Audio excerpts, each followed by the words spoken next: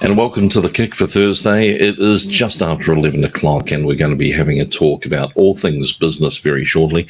Keep in mind that if you're with Excite Media, you do get the whole range of services that are available from us, where we can help you with your website, make sure that your digital assets and your branding are right on point with the right messaging so that your clients recognize they can trust you, they can buy from you, you're accessible. And that's what we bring to the table, making sure that you get cut through. It's a busy world out there. They used to say in marketing that you had to have 7 touch points with a brand before you could trust and understand that brand. And now the marketeers are saying that it's northwards of about 22. So there you go. That's why there's so much noise out there. And if you want to make sure that you're memorable with potential clients, have a talk to the team at Excite Media. Love to have a bit of a chat to you.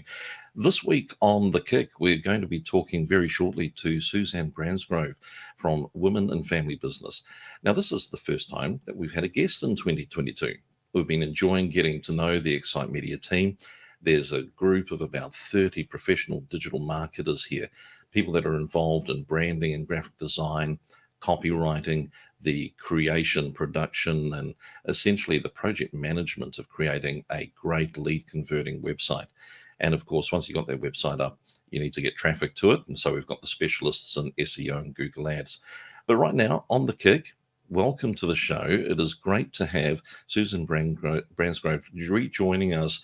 And it's been a little while since we caught up, Susanne. You must have been busy over the pandemic, keeping your head above water and planning for great things in women and family business. Hi, Andrew. First of all, thanks for having me back. It's always a pleasure talking to you. And yes, of course, the last 2 years have been very different years to what life looked like when we talked last. I think we've all had to go through significant amount of changes and a lot of pedaling to keep our heads above the water, that's for sure.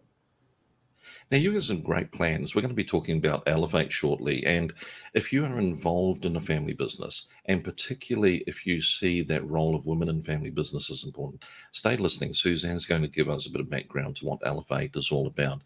But Susanne, one of the things I know is that you're a great speaker as well. So how have you handled not being able to do those conferences and things over the last 2 years? Have you had little openings here and there where you've been able to adapt and still get the message out? Quite surprisingly, I've actually still been involved in a lot of conferences, but of course they have been all online.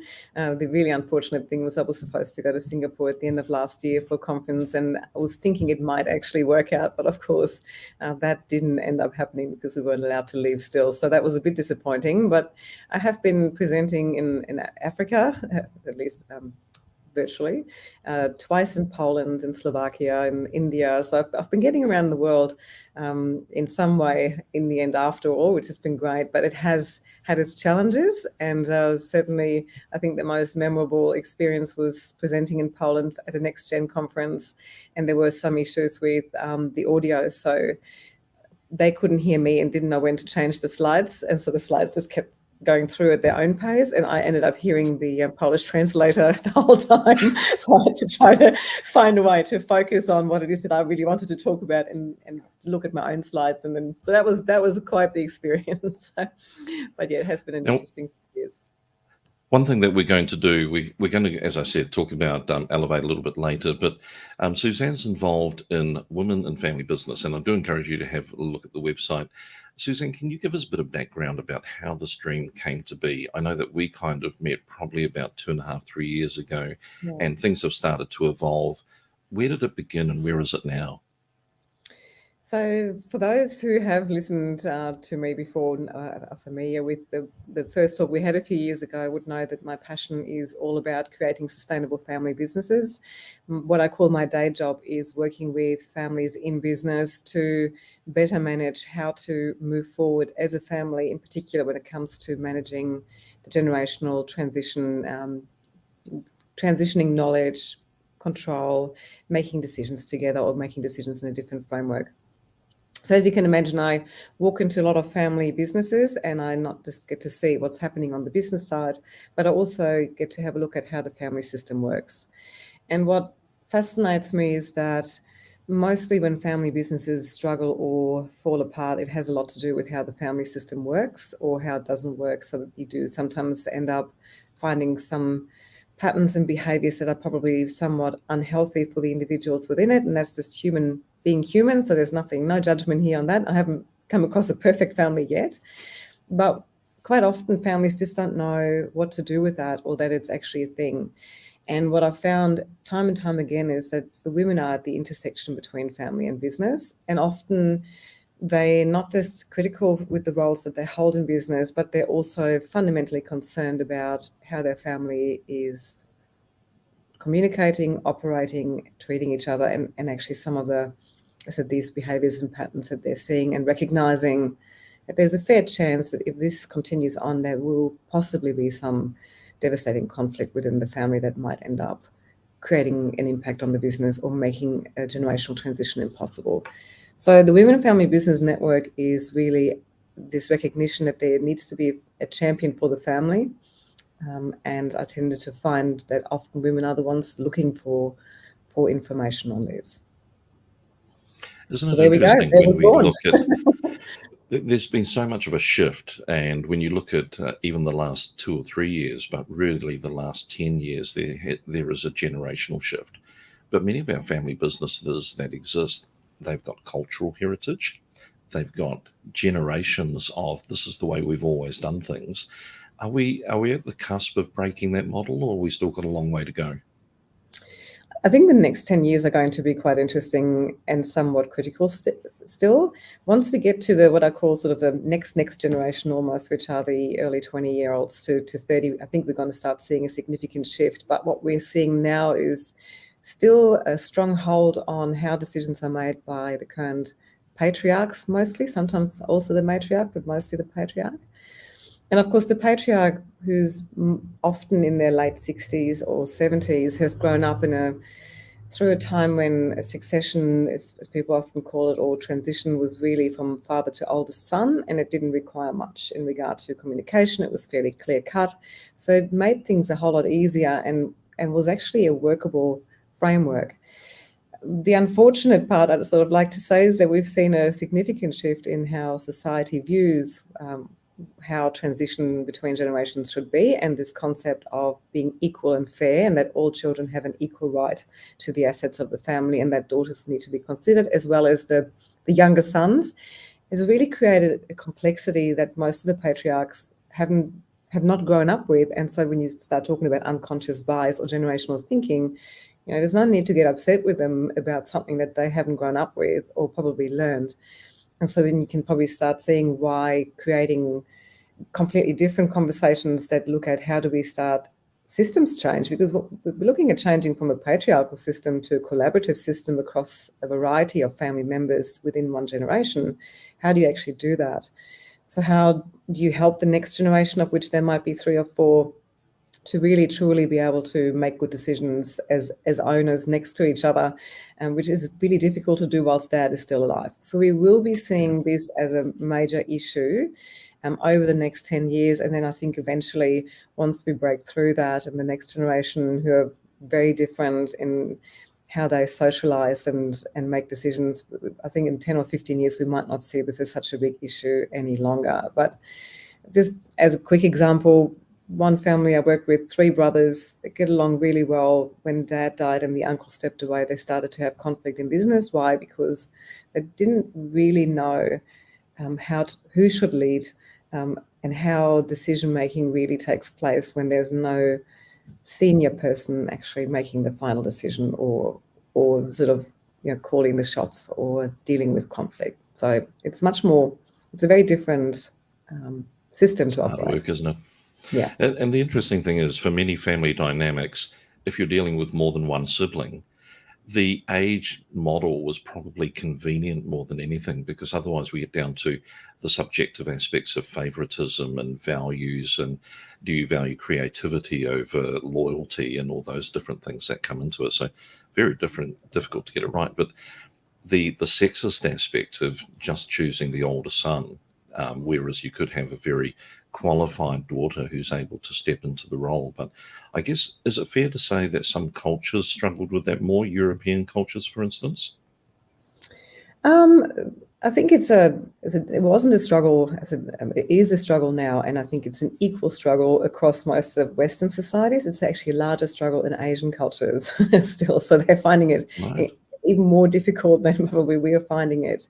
And what's interesting is that the primogenitor sort of framework, or father to oldest son, was an absolute necessity, because if you think about what societies or what the world looked like 200 or 300 years ago, there was a constant fight for survival and for territories.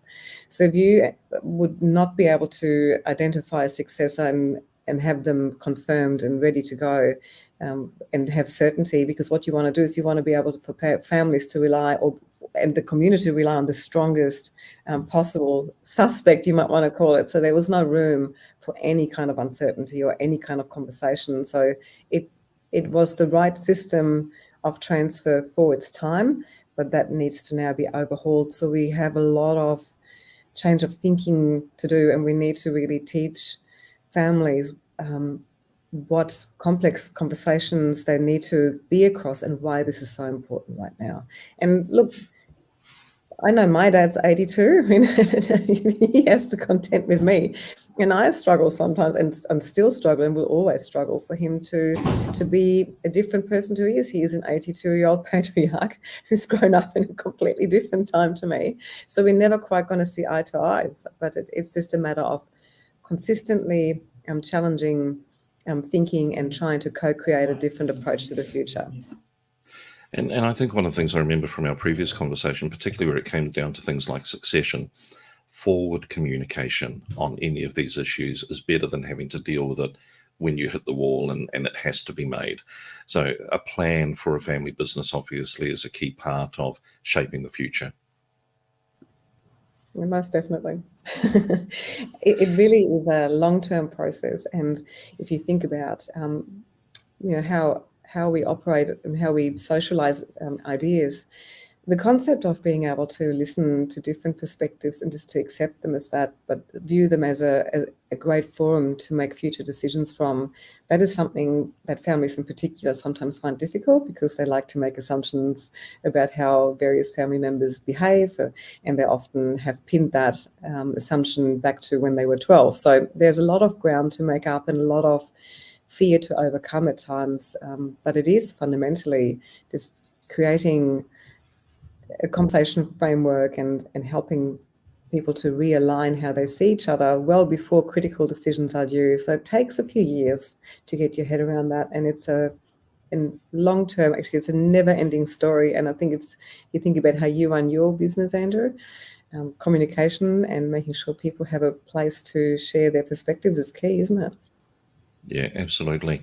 And there's a number of different levels of that as well. It's not just one channel. It's making sure that there are different connection points, different methods of being able to have those conversations.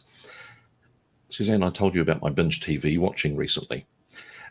This term, the glass ceiling, is something that I think gets bandied around without actually understanding sometimes the context of it. The Me Too movement has really kind of highlighted bad behavior in executive and corporate world, which is thankfully getting addressed because things are coming into the light. That's a positive. But I found a disparity. I love looking at entrepreneurial stories. And recently I was watching the story of Elizabeth Holmes, the executive entrepreneur behind Theranos, which was a blood testing outfit. Amazing rise to the point that her organization is worth valued at $9 billion for this blood testing equipment. When it kind of hit the wall through a variety of things that you can only find by watching Disney Plus to see The Dropout, brilliantly played by Amanda Seyfried, people are saying that the Elizabeth Holmes story has destroyed the opportunity for women entrepreneurs. And then I'm watching another story of the WeWork story of Andy Newman, whose organization crashed from $49 billion to near bankruptcy in a week. And here's a guy leading an organization whose behavior was considered absolutely abhorrent, but he went global, went crazy, and nobody's talking about his situation in the same way. Are we still getting the wrong messages out there? Are we still focusing too much one way or the other? Yes, I think we do. And it's interesting, is even I'm not sure if you. So this is, I think we expect, and again, this is down to unconscious bias and really how we shape our view. from a gender perspective and the role attribution of that. And when you think about those who actually create those media headlines, again, it's just an opinion piece. And men are generally less risk averse. They take higher risk and they generally create higher opportunities. I think you mentioned beforehand, his fail was about 5 times as big as Elizabeth's. But and then again, the media actually almost makes it look as if hers was worse than his kind of perspective. I see the same. I'm not sure if you saw the news a little while ago that Saba, it's a large family group. The daughter ended up taking on the CEO role, and the share price dropped. Yet she had been in the industry for quite some time and had been well groomed and is very well qualified. And I think we're still seeing those who, in particular in the financial world. So when you start looking at who actually reports on these kind of occurrences, are often, not always, still of a certain mindset, and that means that their bias or their take on it will drive the story behind it. I don't think it's, we're always going to have people who succeed and people who fail, and admittedly, women themselves are finding it hard enough to be brave enough at times to go against their own bias and pursue opportunities. So we probably don't really need that kind of storytelling, but it is what it is. And I think we just need to take it with a grain of salt. And it's fair to say that all of us, myself included, we deal with that imposter syndrome at times where we need to break through. We are capable. We do have a future. We do have a vision. Believe in ourselves and find people that believe in us. And I think that's probably a good opportunity for us to bring in the conversation around Elevate 2022, where you're actually fostering an opportunity for that kind of fellowship and encouragement to be taking place. Can you give us a bit of background as to what's happening? Understand August 31st, you had to choose a winery, didn't you? The right place for the right results. Yeah, absolutely. As mentioned, the Women and Family Business Network really wants to create a concept of Stronger Together.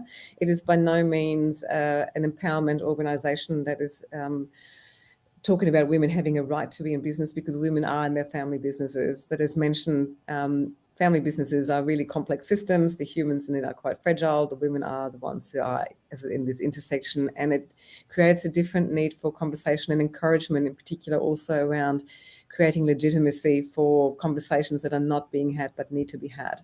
And interesting enough, there we were focusing this time on 2 different themes. The first one is around celebrating entrepreneurial women in family businesses, really showcasing that women are incredibly capable to have this entrepreneurial drive and succeed with that, and also how this shapes the outcomes for family businesses. And on top of that, then we have shaping family futures, and that really also revolves around the fact that we do have a change in, if you think about the world is changing, and we've been seeing a lot of volatility and disrupt, even from a supply chain perspective. There's going to be a different requirement for businesses to succeed in the future, and a lot of that will have to do with sustainability, with inclusion, with diversity, really looking after the human element. We're just in the process of announcing a whole bunch of new exciting keynote speakers, and they're going to be some really well-known names, and we're excited to bring conversations, connectivity, and just a different encouragement and a different conversation that probably hasn't been seen like that quite before. We did, of course, as you know, run a conference in 2019, and the feedback from that has been incredibly positive, and people are really looking forward to hearing the next iteration thereof. Can you tell us a little bit about some of the speakers we're seeing on screen now as to who will be coming along? So we have a wonderful panel on the entrepreneurial side. You saw Penny Wolf before, also Isha Oberoi, and we've just added Emily Martin, who's not on the website, to that. All 3 of them are recipients of entrepreneurial awards across Brisbane, but also in New South Wales. Emily's just received an award by Channel 7. She's 22 or 23 and has created a fantastic business supporting, well, it's actually Dundies. I'm not sure if you heard about them. Undies for dogs, basically, but really breaking the cycle of dogs with disabilities having to be put down, something that she's been focusing on since she's been about 18. And so they are the kind of speakers we're hearing. We've got some exciting ones for shaping family futures. We're going to have some input on sustainability, on family systems on that panel that's going to speak there. And in the afternoon, we're focusing on wellness and well-being, and we're doing this in different ways. We're going to have a full-on educational session around stress mastery and managing emotional responses. So for those who want to take away more theory to put into their day-to-day life, that's pretty full on. Then we're going to have a Qigong session by the lake for those that want to do meditate and do well-being in a very practical, different setting.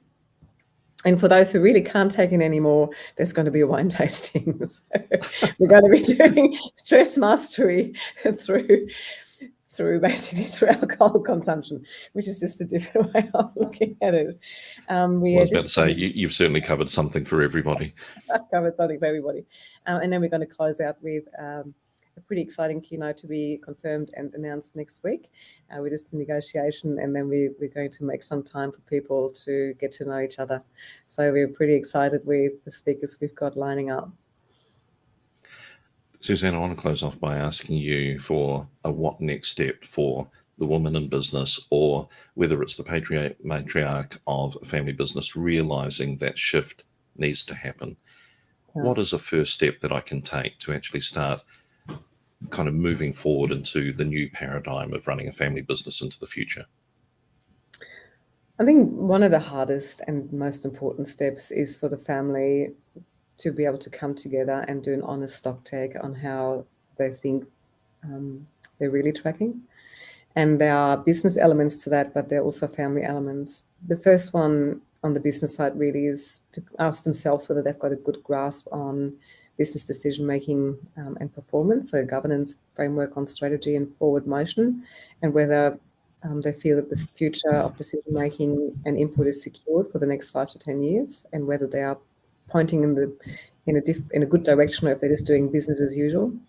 And an equally honest conversation where the family connectivity and the family fabric is at, whether individuals feel that they have a place with their voice, whether they have the ability to have input into how, what's going to happen tomorrow, whether the family is healthy enough to be able to have those conversations even.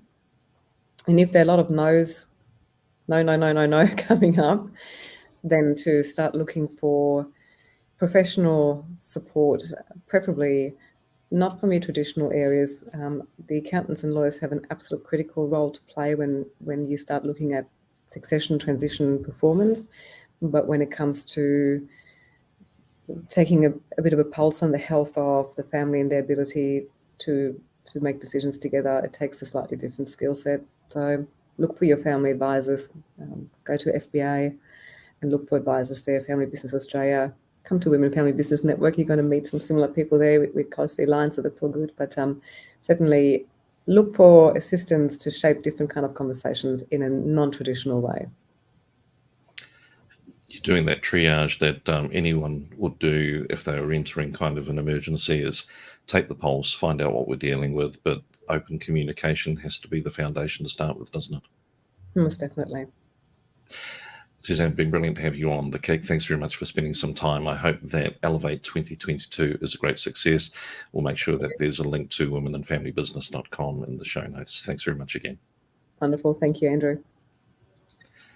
So there you go, another great edition of The Kick, bringing some value to your business. We want you to grow, but we want you to do it in a healthy way, in particular for your family business, which I would say is the majority of our clients. Having an understanding of what your succession plan is, making sure that there is a plan around where the family intends the business to grow, and talking to the professionals about that. If you can get along to Elevate 2022, I think that's going to be a great opportunity for you. And we'll see you next week on The Kick.